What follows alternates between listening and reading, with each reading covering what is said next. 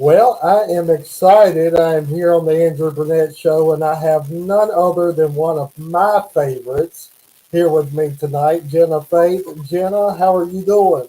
I'm doing great. How are you? Doing great, doing great. So tell us what's going on with you. So, right now, I'm about to enter in my senior year of college, and I'm really excited for that. And I'm kind of just settling down from participating in the Miss Texas organization and settling down with writing some new music that might be coming out soon. That sounds very exciting. I see that you had the opportunity to be Miss Piney Woods. Tell us a little bit about that. Yes, it's been so amazing. I'm so excited that I have had the opportunity to do that. So, Miss Penny Woods is a preliminary competition going into Miss Texas. And so, thankfully, I was able to go to Miss Texas and represent Miss Penny Woods. And I ended up placing in the top 12 and winning overall talent for first year contestants, which was really amazing. And I absolutely love it. It's held near and dear to my heart, and it also gave me the opportunity to open up about my social impact initiative that I have become very passionate about, which is recognizing grief based depression. Well, you talking about grief, you've also lost your brother, and I'm sure that was a hard time for you. What are some Bible verses that you held on to during that time? Yeah, so I don't think there's any specific Bible verses, but I will say the book of Job helped me immensely. The book of Job has 42 chapters and is one of the most difficult books to interpret, I will say. But I believe that God allowed me to be able to continue reading that and being able to interpret it eventually, and it helped me immensely. And basically the book of Job just talks about all of the trials that he went through, and he still remained faithful to the Lord. And you look at Job and you're like, wow, what a wonderful man that he gets all this taken from him and he's still able to look to God in these circumstances. And so, my brother was such a big part of my life, and it was very difficult when I lost him. And so I was able to say, even though this is very difficult for me, I still have to move forward and learn how to cope and live life and look to God faithfully. So, how do you hope to help others that may be fighting grief or depression? Yeah, so one of the best things about being a part of the Miss Texas organization is with my social impact initiative, I get to reach out to students in schools. And so I go to a lot of high schools and middle schools to talk about grief based depression. And I just want to bring awareness to it because, a lot of people talk about grief and a lot of people talk about depression, and they're two completely different things. But at the end of the day, they still can be combined depending on the scenario that an individual is in. And so that's what I went through whenever I lost my brothers. I went through grief based depression. And so I'm working on current research with one of my professors from my college to bring real life statistics to help others see that others go through this and how to help themselves through it. And so I'm just really happy that I get the opportunity to do what I'm doing with the music. So, has there been a testimony that you may have heard so far that's really made an impact on you when you go out and help others? Absolutely. Other than mine, just wanting to be self aware of what I've gone through, I remember I went to go speak at a high school. And one of the best parts of my title and my future titles that I hold is I am able to fund grief therapy sessions for individuals who can't afford them through my nonprofit organization. And there was this young girl who came up to me after one of my speakings at the high school, and she had told me that she was battling with suicidal thoughts after losing her brother as well. And she was going through a lot of grief based depression symptoms after what I had talked to them about. And I was able to just talk to her for about 20 minutes, and she got really deep with me. And it was so amazing how she was able to open herself up like that. And it just really inspired me to keep pushing forward because a lot of people are going through this and they don't know that it's a real thing. And so thankfully, I was able to help her get grief therapy sessions, and she's doing great. So, how do you feel that the Christian based community today can open up more doors to help people that are fighting depression? Unfortunately, I personally feel like the Christian community doesn't talk a lot about mental illness, unfortunately, and as sad as that is. And I mean, even me, a Christian artist, I didn't even know that grief-based depression was a thing. And grief is such a heavy thing that is talked about in the Bible, but it's not being talked about in our community and in our world, which is so odd to me. And so that's what, I'm just hoping to do in allowing Christians to realize, as simple as it sounds, we will hopefully see this individual again one day.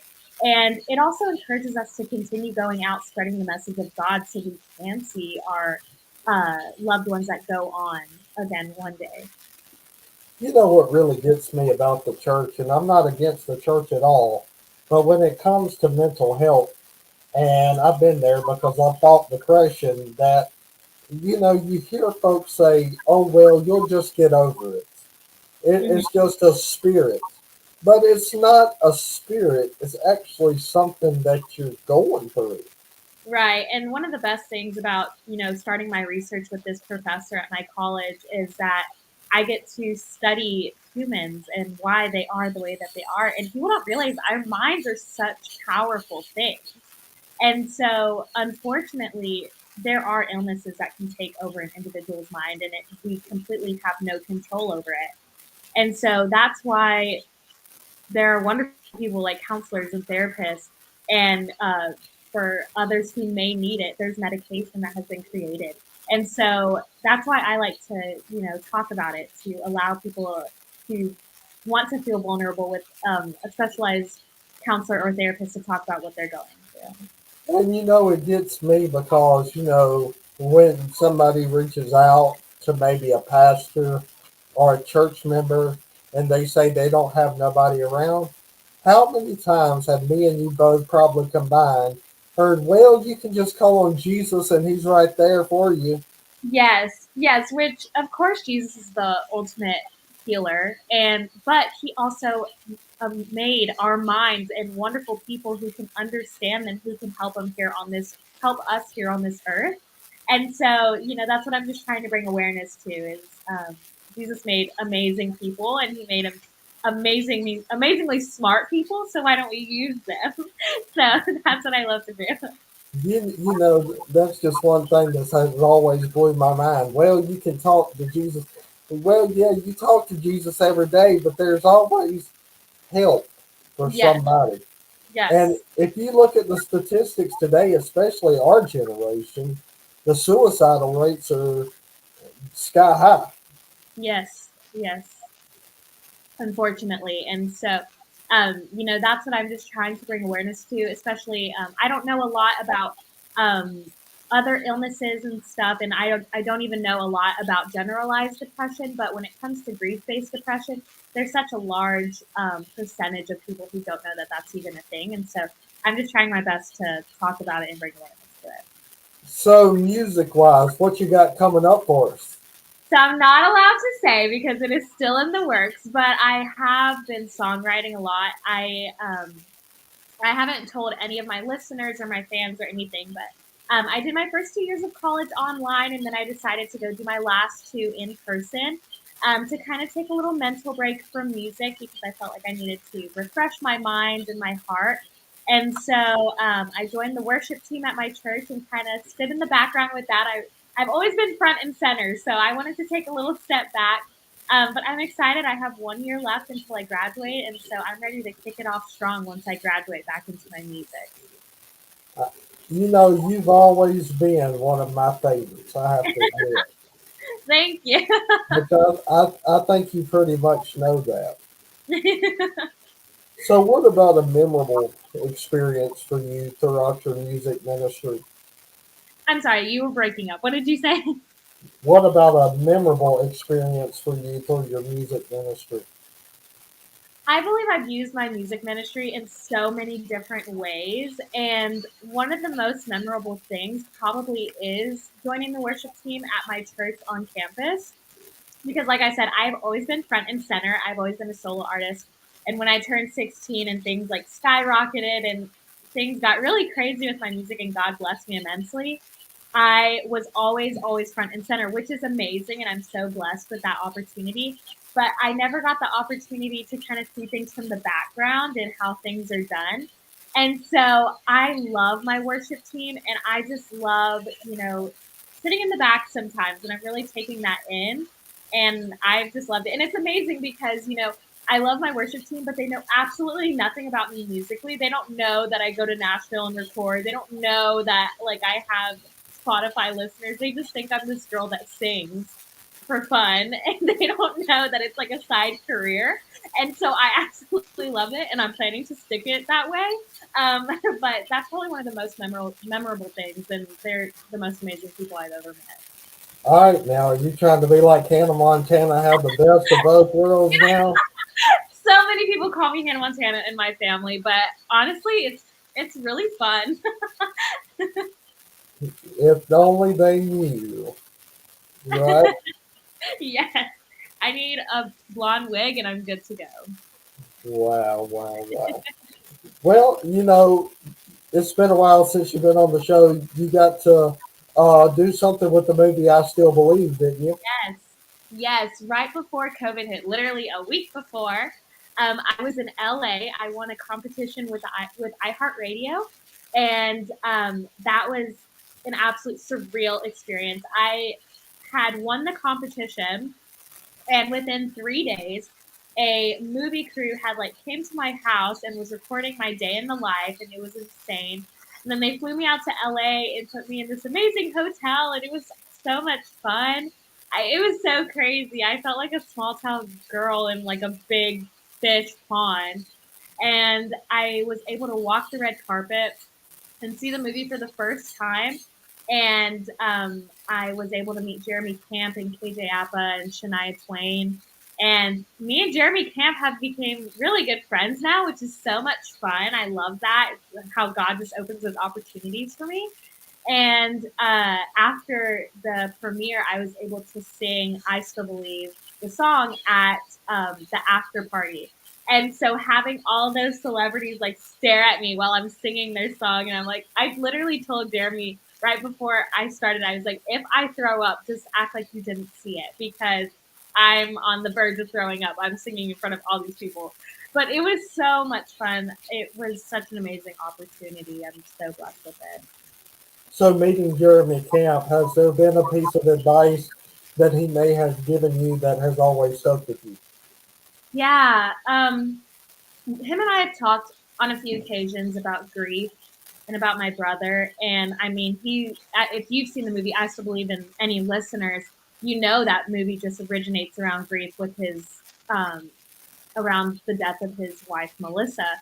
And so we talked a lot about that. And we just talked about how it's insanely amazing how, if you are such a firm believer and you have so much faith in trusting that God's going to do something in the midst of the bad, how, for example, the loss of my brother, so many amazing things came out of that, to for God to give me peace to know that I will see my brother again one day. And so it's just amazing how, in the darkest of times, God can still continue to bless you and give you peace, which is so awesome. So, to someone that may be watching right now on Facebook or listening later, and they're filled with grief right now, and they just don't see how they're going to make it, what advice would you give them? Reach out to professionals. I think that will be my first word of advice, and find someone who fits you. I will be completely raw and honest here. I have seen many counselors that just weren't a right fit for me. And I thought that that was the whole therapist community, which is not true. They can also reach out to me privately through Messenger or anything. I have a good connection to an amazing therapist. She is so insanely amazing. Her son is also named after my brother. And so hopefully I'm working with her on a few things. Maybe we can try and partner up for Miss Texas. That would be so fun. But yeah, just reach out to me privately. I have amazing resources, and things that can help you through your situation. And I'm also just a lending ear for anyone who Jenna, I am so proud of you. thank You you. are a rock star in my book, and I tell you, you've got so many great things going on. But I want you to know one thing: your heart. People see that, Thank and you. your smile. You keep that smile up even when you don't feel like smiling, because there's somebody that needs that joy that you've got. Yeah. And you know what? You are a precious friend, and I'm thankful for you. Thank you so much. Thank you. So tell folks how they can find out more about you.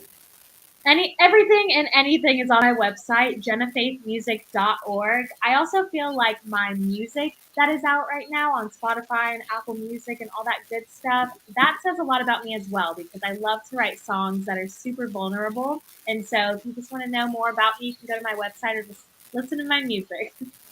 So one more question Yeah. for you, bro, that just came to my mind. If you had to pick one song to leave people with today of yours, which one would it be?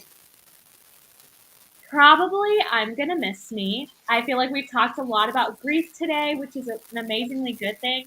And my song, I'm Gonna Miss Me, was a song that I wrote 4 weeks before my brother passed, and I wrote it for my brother. And within 10 minutes, I had written a song about my brother dying, and I didn't know why God had given me this song. It didn't make any sense at all.